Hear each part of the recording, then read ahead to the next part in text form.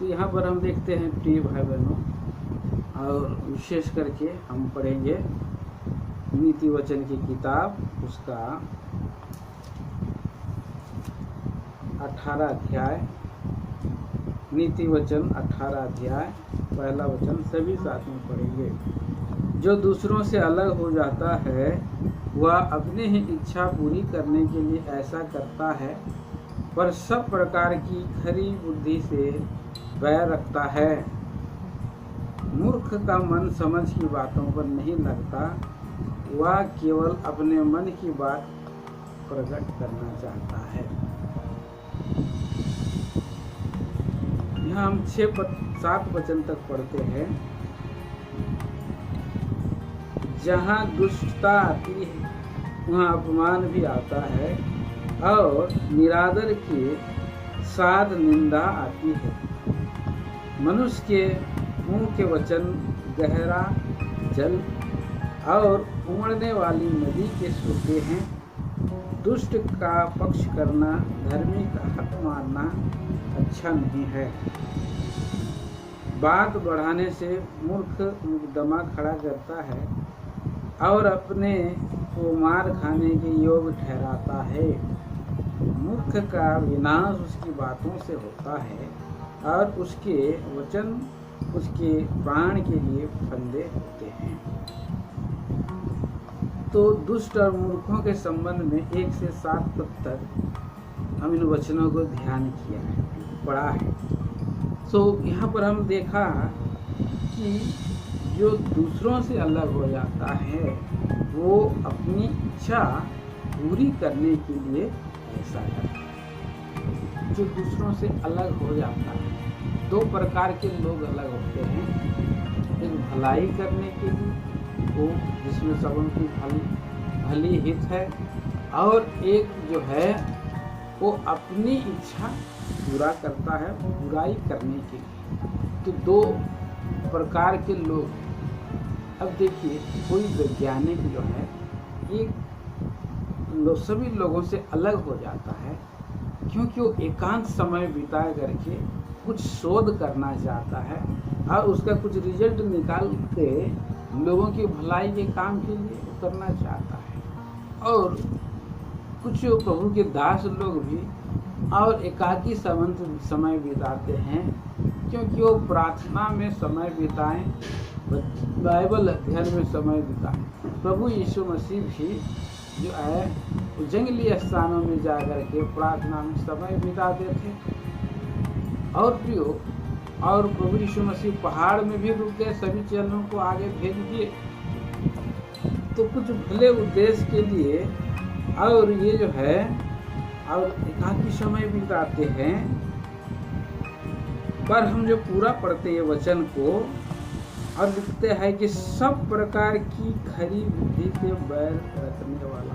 दूसरा प्रकार के लोग, कुछ लोग ऐसी इस रीति से अलग हो जाते हैं क्योंकि जो काम वो करना चाहता है जिसमें मनुष्यों को हानि हो, जिसमें से उसका ज़्यादा फायदा हो और ये काम अनेक दृष्टि से सही नहीं हो, तो इसीलिए वो अपनी इच्छा पूरा करने के लिए और अपना इच्छा को साधने के लिए अलग जीवन बिताना चाहता है। दूसरा वचन में हमने पढ़ा, मूर्ख मन समझ की बातों पर नहीं लगाता, वह केवल अपने मन की बात प्रकट करता जाता है। तो इसीलिए वो व्यक्ति अलग हो जाता है कि वो व्यक्ति जो है समझ की बातों पर मन नहीं लगाना चाहता है और वो व्यक्ति जो है केवल अपना ही इच्छा पूरा प्रकट करना चाहते हैं। कई बार ऐसे लोग होते हैं, इसलिए वो अलग हो जाते हैं। मैं उनके साथ नहीं जाऊंगा, वो काम नहीं करूंगा, ऐसा बहुत सा लोग करते हैं, बातों को छुपा के रखते हैं। इसलिए वो अकेला एक जगह में जाते हैं, अकेला रहना पसंद करते हैं। तो प्रियो, हम देखते हैं आगे तीसरा पद में, जहाँ दुष्टता आती वहाँ अपमान भी आता है और निरादर के साथ निंदा आती है। तो दुष्ट व्यक्ति जो है अपमान भी लेकर के आता है, और दुष्ट व्यक्ति जो है और आने से निरादर, अपमान, निंदा ये बातें में आती है। अपने स्वभाव से वो ऐसे करता है। तो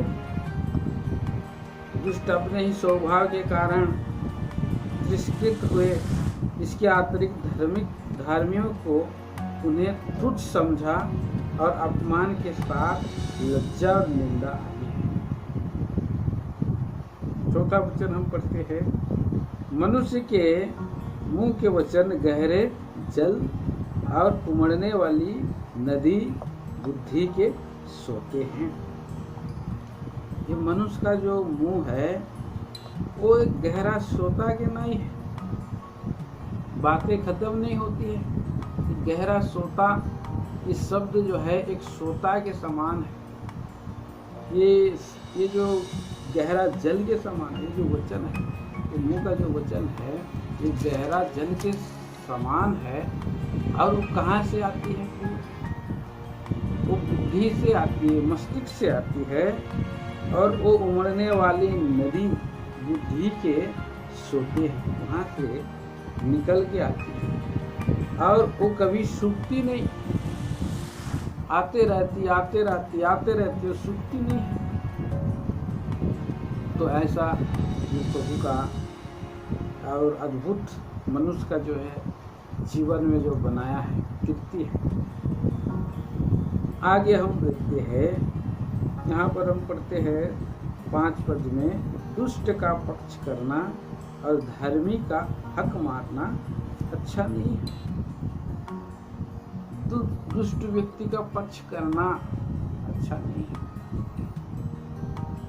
तो हम इस तरह से हम देख सकते हैं।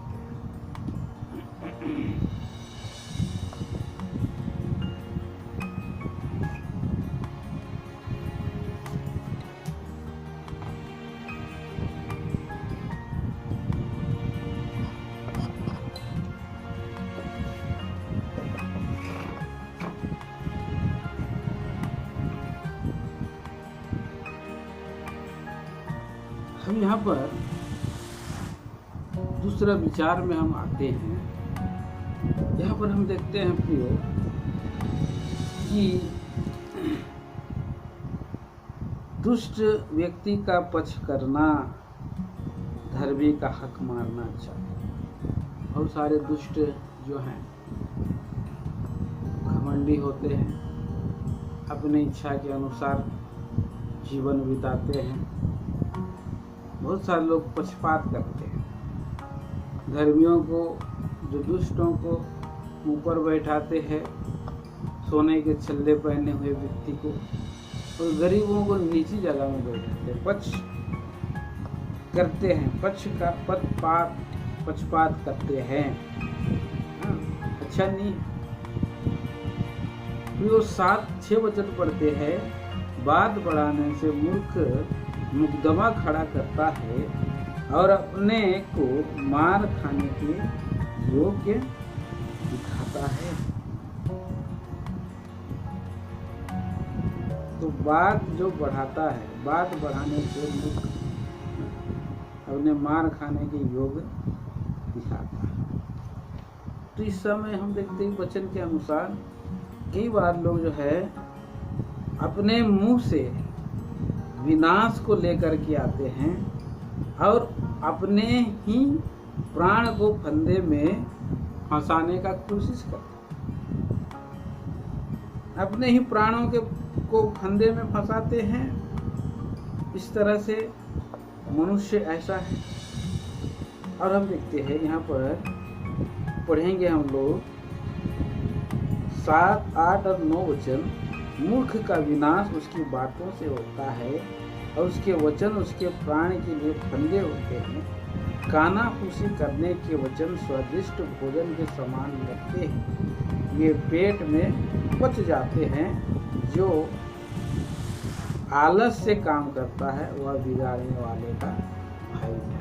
2 वचन हम देखते हैं 8 और 9 वचन में, ये जीव और मुंह के बारे में बात है। बहुत सारे जो है यहाँ पर हम देखते हैं कि मूर्ख लोग होते हैं, उसके बातों से अपने प्राण को फंदे में फंसाते हैं। कानाफूसी करने वाले कानाफूसी करते हैं बहुत सारे। तो प्रभु का नाम और ये जो है अपने आप को बर्बाद करते हैं, कानाफूसी करते हैं वो लोग। 10 वचन हम सभी साथ में पढ़ते हैं। यहोवा का नाम दृढ़गढ़ है, धर्मी उसमें भाग कर सब दृष्टांत दुर्घटनाओं से बचता है। परमेश्वर का नाम जो है दृढ़गढ़ है। इसे दृढ़गढ़ शास्त्र बाइबल में हम देखते हैं कि दृढ़गढ़ बनाया गया। और यहोशू की किताब में हम पढ़ते हैं कि वहाँ दृढ़गढ़ जो है परमेश्वर के लोग जो है 6 दृढ़ नगर बनाए, जिसको शरण नगर बोलते हैं। जब कोई व्यक्ति अनजाने में अपराध करके दोषी ठहरता है तो उसे उस शरण नगर में जा करके वो उसे रहने का और वहाँ पर जो शरण मिलता है। वहाँ शरण मिलने के द्वारा उनका पीछे में जो उनके विरोधी, उनके जितने सारे जो विरोधी थे और हैं, वो भी उनकी जो है हानि नहीं कर पाते। तो ऐसा हमारा प्रभु हमारा लिए दृढ़गढ़ है। प्रभु मसीह यीशु हमारे लिए दृढ़गढ़ है और हमारा प्रभु हमें धर्मी ठहराता। सबसे पहली बात है कि हम जो है पापी हैं। कोई भी नहीं कह सकता है कि मैंने पाप नहीं किया। जो पाप करता है वो पापी है, परंतु प्रभु ने हमें धर्मी ठहराता है। प्रभु यीशु अपने बहुमूल्य रक्त के द्वारा हमें धर्मी ठहरा देते हैं और हम ये धर्मी को बना करके अपने पंखों के तले में शरण में लेके आते। कलीसिया भी जो है ये एक शरण नगर है, ये दृढ़ स्थान है जहाँ पर प्रभु के लोग शैतान के जलते तीरों से बचें, बुराई से बचें, पाप से बचें, तीरों से बचें, जो नरक की ओर ले जाने वाले जाल धंधे से बचें। इसके लिए हमारा प्रभु यीशु मसीह का नाम जो है दृढ़गढ़ के समान। यहोवा का तो नाम नहीं है। यहोवा का मतलब होता है जो खुद से है, लेकिन यीशु मसीह का मतलब होता है धार करता। 11 वचन हम पढ़ते हैं। धनी का धन उसकी दृष्टि में गढ़ वाला नगर और ऊंचे पर बनी हुई शहर बना है। ये धनी का धन है, परंतु धनी का धन गढ़ वाला नगर या कोई शहर पाना हो वो टूट जा सकती है। उसकी दृष्टि में ये है, उसकी दृष्टि में ये गढ़ वाला नगर है, तो ये उसकी दृष्टि में गढ़ वाला नगर है, परंतु परमेश्वर की दृष्टि में गढ़ वाला नगर होना है। 12 वचन पढ़ते हैं। नाश होने से पहले मनुष्य के मन में घमंड और महिमा पाने से पहले नम्रता आती है। तो कितने सारे लोग जो है घमंडी होकर के अपना ही नाश किए। लूसीफर उसमें से नंबर 1 है। इजबेल जो आहाब की पत्नी है, उसके पास घमंड था। फिर हम देखते हैं गौलियत, उसके पास भी घमंड था, तो ललकार रहा था 40 दिन तक। और नबूकदनेस्सर वो भी एक ऐसा घमंडी व्यक्ति था। बेलशास्सर राजा वो भी घमंडी व्यक्ति। तो जो यहाँ पर देखते हैं कि महिमा और सम्मान पाने से पहले नम्रता जो आती है, उसमें फिर 5 लोगों का नाम मैं आपको गिना देता हूँ। यीशु, वो महिमा प्रधानमंत्री बनने से पहले नम्र था और दीनताई से वो जेल में भी रहा, प्रभु की महिमा करना नहीं छोड़ा। अब ये गिदोन के बारे में भी देखते हैं। गिदोन में इतना छोटा अपने आप को समझता था, बिन्यामीन के कुल में जन्मा, सबसे छोटा, और मैं कहाँ सुरमा शूरवीर हूँ वो करके ऐसा सोच रहा था। फिर तीसरा व्यक्ति दाऊद है। तो दाऊद भी सबसे छोटा था, नम्र था, दीन था, तो परमेश्वर के ऊपर में भरोसा रखता था। सुलेमान वो भी नम्र था, इसलिए पहला राजा 3 अध्याय में ऐसा परमेश्वर से प्रार्थना की, उसे बुद्धि और समझ दिया जाए, और ऐसा प्रार्थना की नम्रता का सूचक प्रभु यीशु मसीह के बारे में हम 5वां देखते हैं। फिलिप्पी 2 अध्याय का 5 से 11 वचन तक आप देख सकते हैं। और जो यहाँ पर हम देखते हैं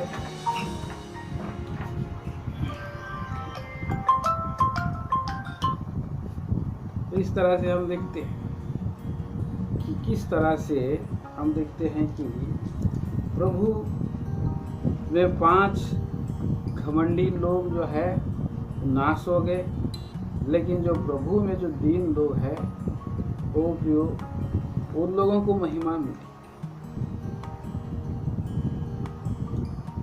इस तरह से हम आगे देखते हैं। आगे हम ध्यान करते हैं उसका 13 वचन, जो बिना बात सुने उत्तर देता है वह मूर्ख ठहरता और उसका अनादर होता है। जो बिना बात सुने उत्तर देता, बात को पहले सोच सुनना है, क्योंकि परमेश्वर ने हमें सुनने के लिए 2 कान दिए, बोलने में धीर, सुनने में तेज होना चाहिए, प्रभु की ओर कान लगाना चाहिए। हे प्रभु, बोल तेरा दास सुनता है। और इस तरह से जो आदमी सुनना सीख गया वो एक धीरजवादी व्यक्ति है, तो विवाद भी नहीं होगा उसके जीवन में, और उसके जीवन में जो किसी के जीवन में ज़्यादा बोलने से ही विवाद होता है। इसके ज़्यादा बोले जाने से उसको कुछ लाभ नहीं है।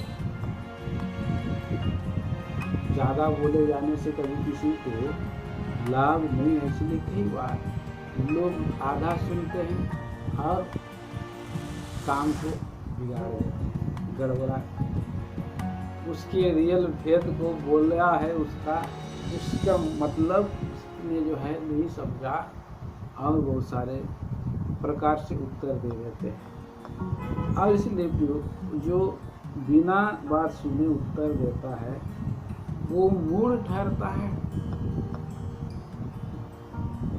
बिना कारण का।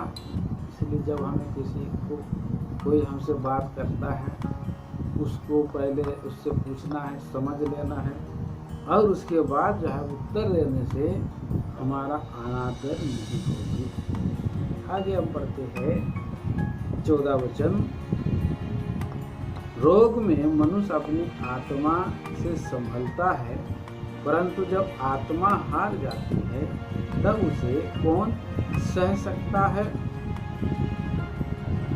तो रोग में मनुष्य अपनी आत्मा से और ये संभालता है, आत्मा ही जो है अंदर से बलवंत करती है।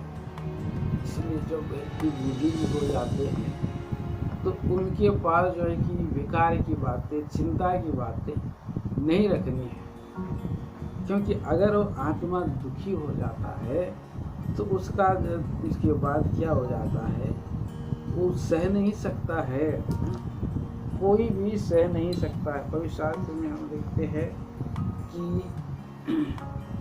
जो सह नहीं सकने वाले कितने लोग हैं वो पराजित हो जाते हैं, हार जाते हैं परीक्षाओं में, और उसका आत्मा हार जाने से वो भी हार जाता है।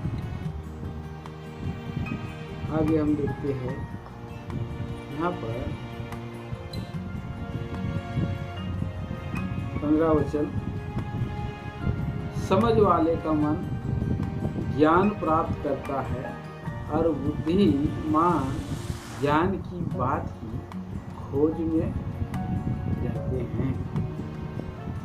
समझ वाले का मन ज्ञान प्राप्त करता है, बुद्धिमान ज्ञान की बात को खोज में रहते हैं।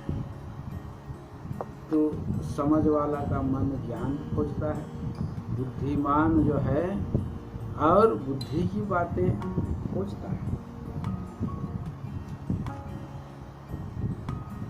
समझ वाले का हृदय ज्ञान प्राप्त करता है, बुद्धि का कान ज्ञान की खोज में रहता है। बुद्धिमान भविष्य शास्त्र में इस तरह से हम देखते हैं प्रिय भाई बहन कि इस तरह से हमारा जीवन में बुद्धि और ज्ञान प्रभु की ओर से हमें मिलता है। हम आगे आएंगे, हम पढ़ेंगे 16 वचन। भेंट मनुष्य के लिए मार्ग खोल देती है और उसे बड़े लोगों के सामने पहुंचाती है। भेंट मनुष्य के लिए मार्ग खोल देती है। उपहार पुराने समय में जब प्रभु के दास लोगों से मुलाकात करने जाते थे, भेंट करने जाते थे, तो उपहार जरूर लेके जाते थे। आज भी कितने सारे प्रभु के लोग हैं, जब वो प्रभु के घर की ओर या प्रभु के दास की ओर जाते हैं तो भेंट लेकर के जाते हैं। भेंट मुलाकात कहीं पर भी जाने से, बड़े लोगों के पास जाने से, भेंट लेकर के जाने से क्या होता है, वो मार्ग खोल देती है। प्रभु यीशु मसीह छोटा सा शिशु था, जैसे पृथ्वी पर आया, ज्ञानी लोगों ने भेंट लेकर के प्रभु यीशु मसीह के पास मुलाकात करने के लिए गए, बड़े दूर से गए। भेंट मार्ग खोल देती दूसरे ओर जाने के लिए, भेंट देना है। जब 3 दूत आए अब्राहम के पास, और तीनों दूतों ने उनको दौड़ करके जा करके अब्राहम ने उससे भेंट की और सम्मान पूर्वक उनको घर में इनवाइट किया, बुलाए, और उसका मार्ग खुल गया। मार्ग बंद था, रास्ता बंद था इसलिए, और ये भेंट जो है मार्ग खोल देती है और बड़े स्थान में पहुंच जाती है, दूसरे बड़े स्थान तक ले जाती है। इसलिए जो है भेंट लेना जरूरी है। आगे हम देखते हैं 17 वचन, मुकदमे में जो पहले बोलता वही सच्चा जान पड़ता है, पर बाद में दूसरे पक्ष वाला आकर उसे जांच लेता है। कई बार जो है कि पहले लोग कुछ झमेला होता है, वाद विवाद होता है, और पहले जो है वो केस दायर कर देता है, पर दूसरी ओर से भी जब आने से सच्चाई पता चलती है। हम देखते हैं कि मफीबोशेत लंगड़ा होने के कारण से वो पीछे रह गया। जब दाऊद को अब्सलोम भगा रहा था तो उस समय भी हम देखते हैं कि सीबा जा करके उससे मुलाकात किस उद्देश्य से, कुछ लालसा था, उसको कुछ पाने की चाहत थी, और उस समय दूसरी बार जब वापस लौटा तो मफीबोशत भी जो है पीछे वो भेंट करने के लिए निकला, क्योंकि वो हृदय से वो दाऊद को राजा मान चुका, मालिक मान चुका। पहला पछवाला वो सीबा था, दूसरा पछवाला जो है वह मफीबोशत को देखते हैं। और व्यक्ति विकलांग होने के कारण राजा के पास वो पहुंच नहीं सका, क्योंकि सीबा ने धोखा दिया था। कुछ आशा था उसको कि राजा जाते जाते तो साउल का संपत्ति ना मुझे दे देगा, और यही हुआ भी। परंतु हम देखते हैं अभी जो है कि जांच परख हुई तो मालूम चला, इस तरह से हम देखते हैं, इस तरह से हम देखते हैं कि कई बातें हमारे जीवन में ऐसे होती है, पहले पता नहीं चलती है, लेकिन जब वो बाद में पता चलती है तो बहुत कुछ हानि हो जाती है।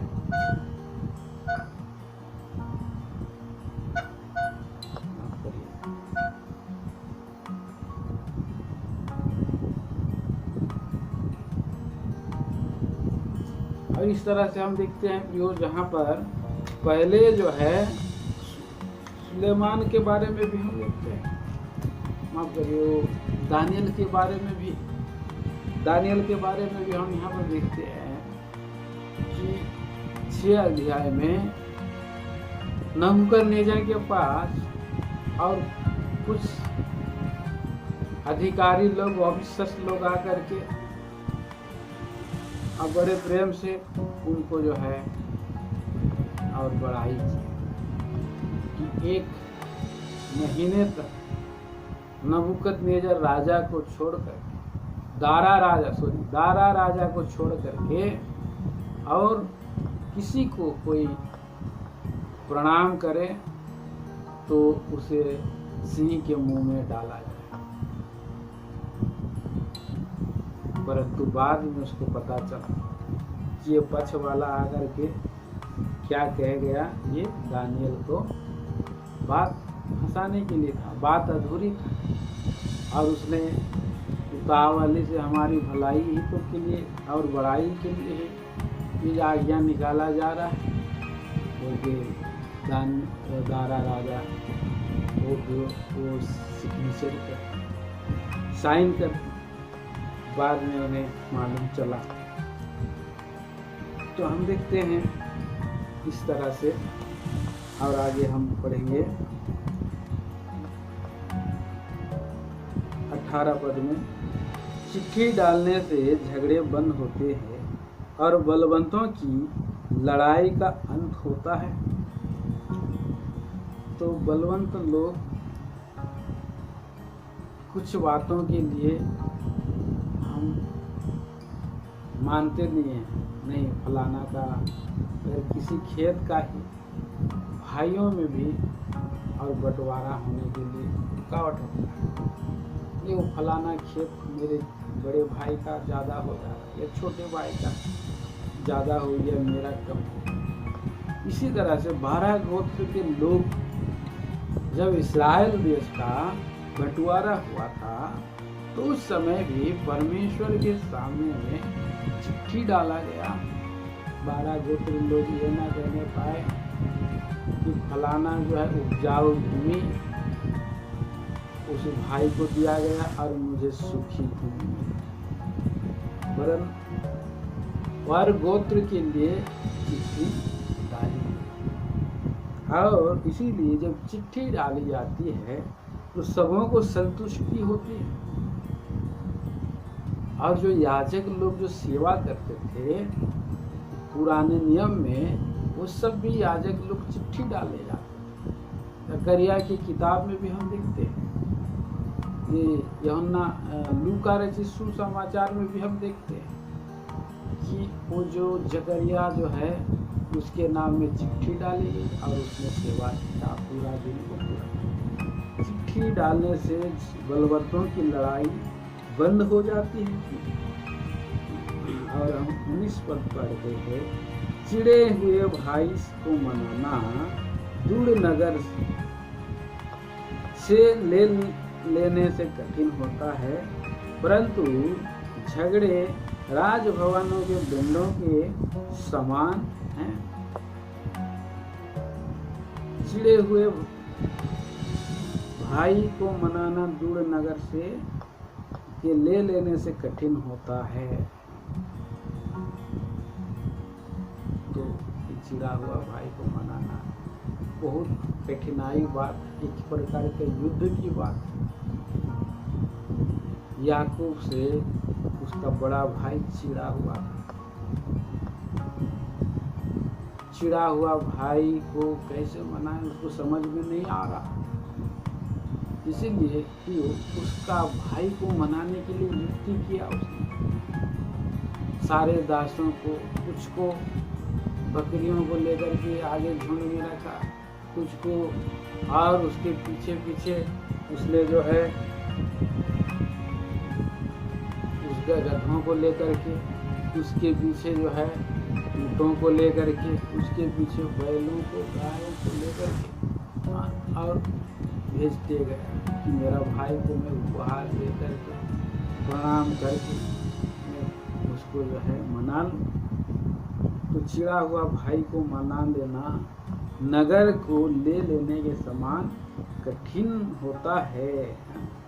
झगड़े राजभवन के व्यंडों के समान मजबूत होते हैं। सो आगे हम देखेंगे 20 वचन, जब मनुष्य का पेट मुंह की बातों के फल से भरता है, पर बोलने से जो कुछ प्राप्त होता है उससे वह तृप्त होता है।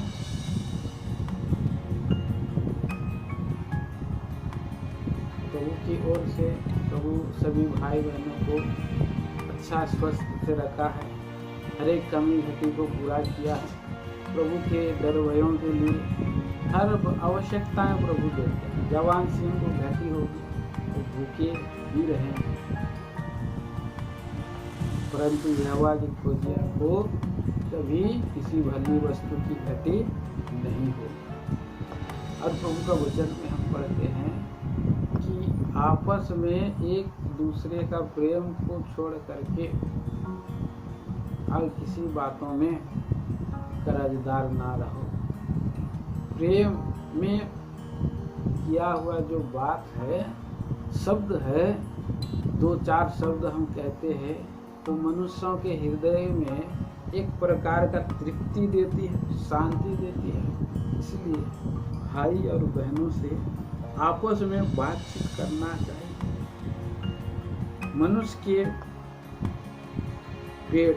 का पेट माने पेट क्या है, मैं तो कहता हूँ कि मनुष्य का जो हृदय है मुंह की बातों के फल से भरता है, भर जाता है। बोलने से जो कुछ प्राप्त होता है उससे वो तृप्त हो जाता है।